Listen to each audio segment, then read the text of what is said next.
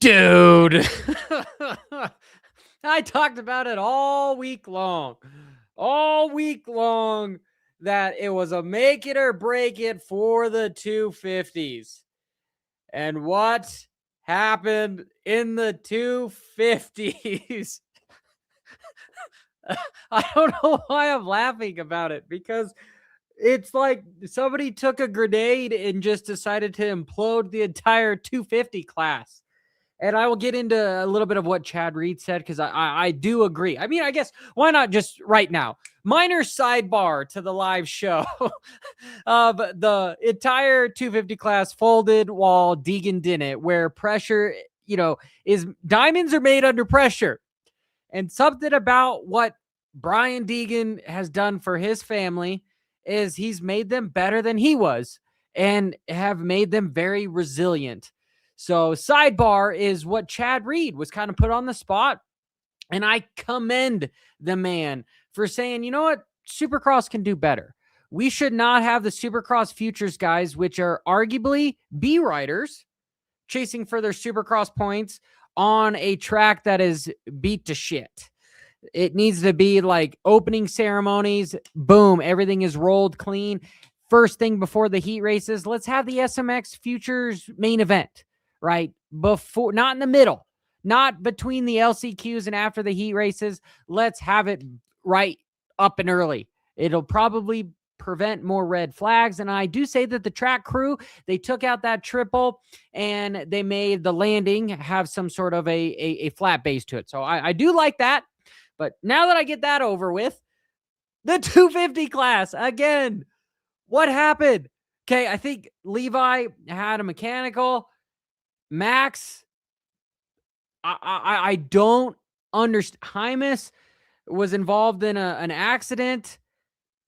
It, to me, if you were going to go voodoo hypotheticals, because there is statistics saying that you get pulled over a mile from your destination is like 95% of all the tickets being poured out is because you feel comfortable, right? So these guys didn't feel comfortable. Whatever the internet, the roar that has been going on. Talking with David Bailey this week, excellent guy, major hero of mine, somebody that I consider a mentor and super big fan of, really respect what he says.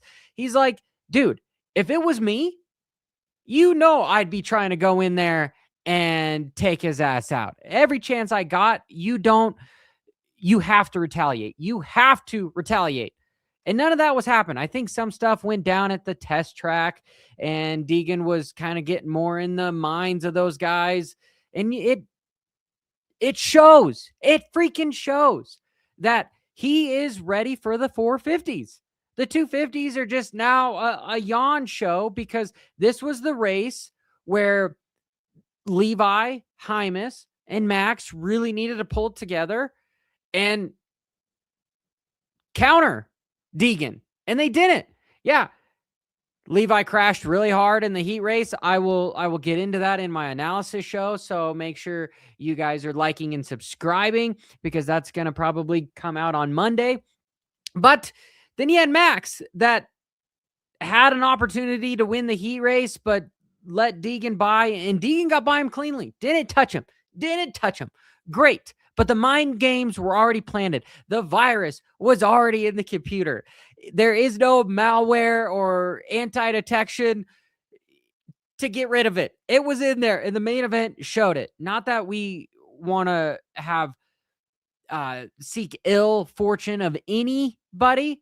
It just sort of transpired, and it transpired with Deegan being out on top. It's the irony is just that it's very like, well, what do you say? What do you say? It's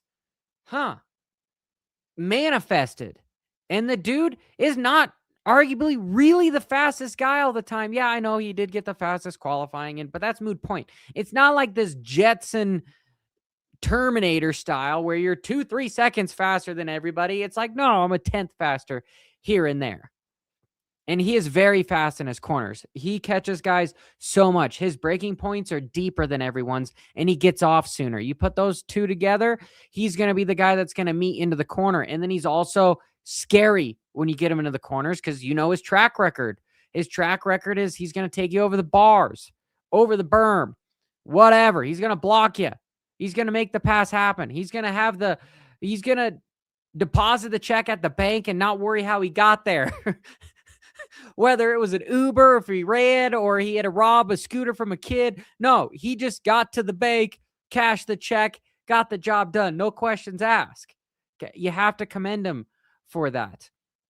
And I know on the internet, his dad got involved with defending him, and it's all moot point, right? I think the pressure actually got more to Levi, Hymas, and Max.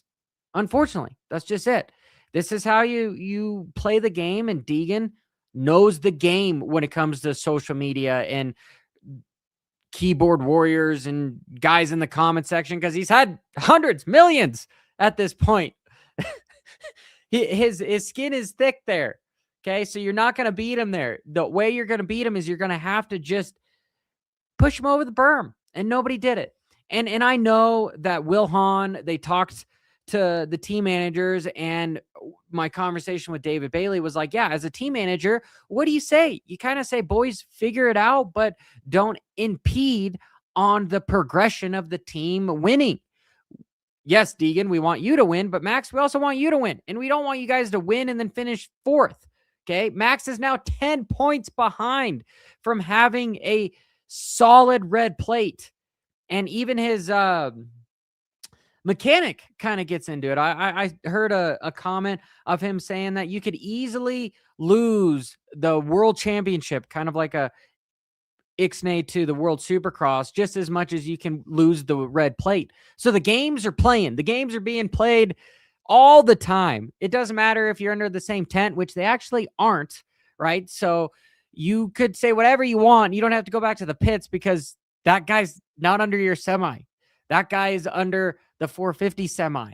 He's got the Fox gear where everyone else is having to run the Thor stuff, and Deegan is actually under the supervision of Rich, which is the 450 guy. Maybe Will Hahn is a little bit more involved, but it's hard when you have the other guy at the different playground. So it's just kind of funny when you think of it, okay? But if I switch gears to the 450s, bummer that Kenny goes down, okay? But then you have the other super good-looking Suzuki out front, and he's somebody that you can't pass.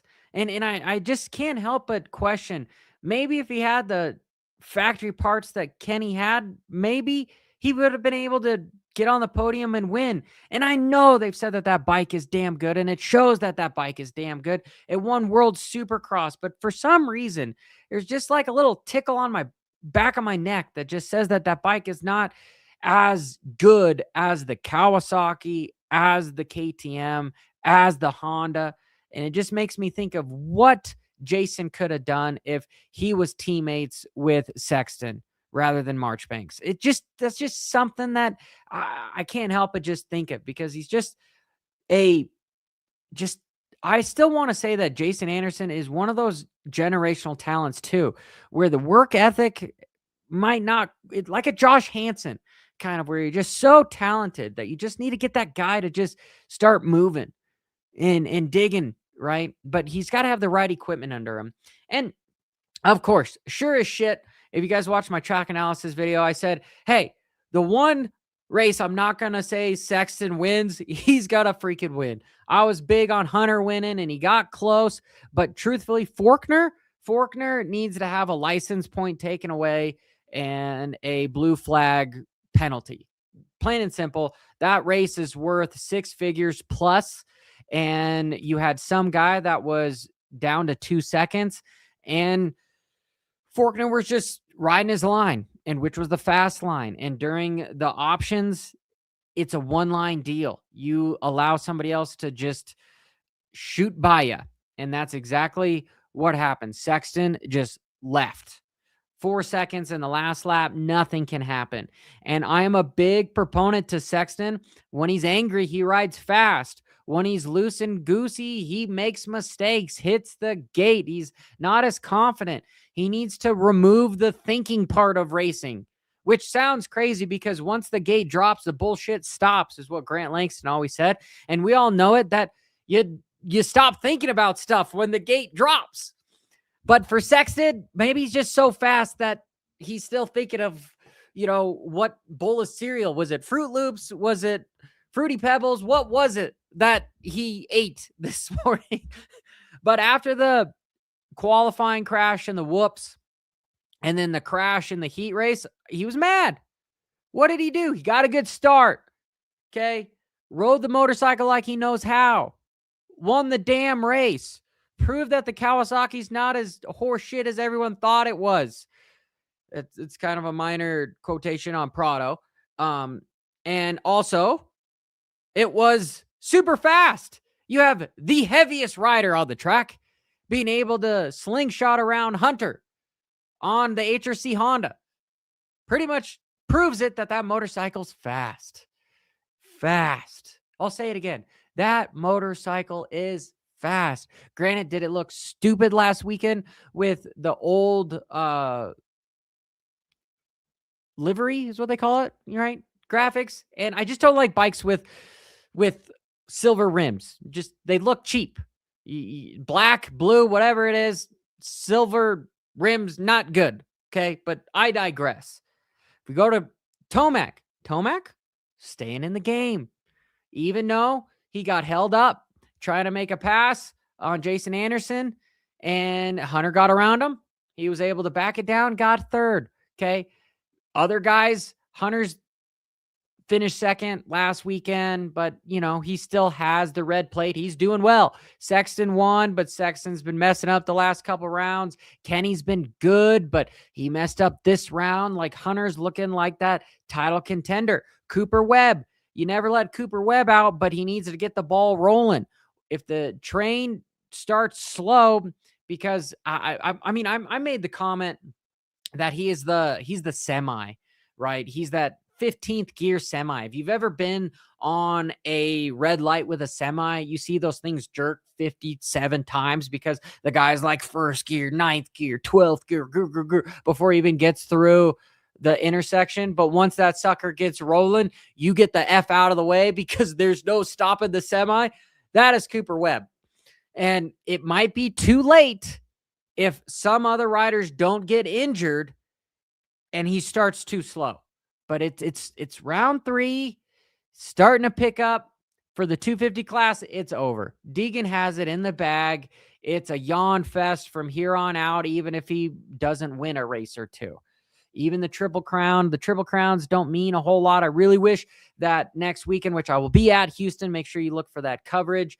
I really wish that the last race was worth double points and they did something a little bit different so that you didn't see guys just phone it in on the last race. I know it's a lot of racing and whatnot, but as a fan, right, I want to see these guys cut throat till the end. That's what we pay to see, right? Anyway, Prado, he can get a freaking whole shot in the heat race, but in the main event, I don't know. He's has a 33% track record now from the first race. It's dwindling fast.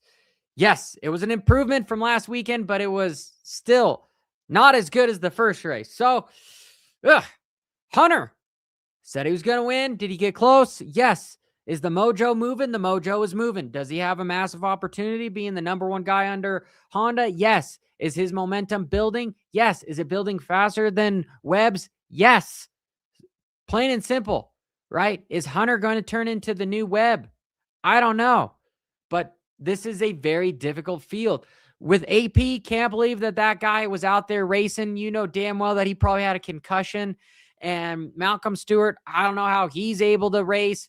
Crazy that those guys are able to do this. I will say, minor nihilistic view on the broadcast. I'm tired of the split screen. Tired of seeing 6th and 9th place when 1st through 3rd are racing their ass off. Like, I want to see full screen on that. If you talk about 6th place, great. Just go to 6th place for like 2 seconds, then go back to 1st to 3rd. Just That's all I got to say there. Kind of annoying until we have more cameras out there and you can actually literally flip the channels, because I still think it'd be great to have GoPros and all the guys and be able to flip the cameras so that you see what's actually going on. Yeah. So I want to know what you guys think in the comments below of the racing action. And I know I've got 87 comments as of right now. I will get to those after the live. So make sure, you keep me on point because I'll be down there. And if you're riding tomorrow, keep it on 2 wheels. Here in Colorado, it's going to be like -4, which is wild. So I will be doing that. If I'm going to do anything, I'm going to be running my ass on the treadmill in my heat because I'm soft. Anyway, till next time, as always, keep it WFO.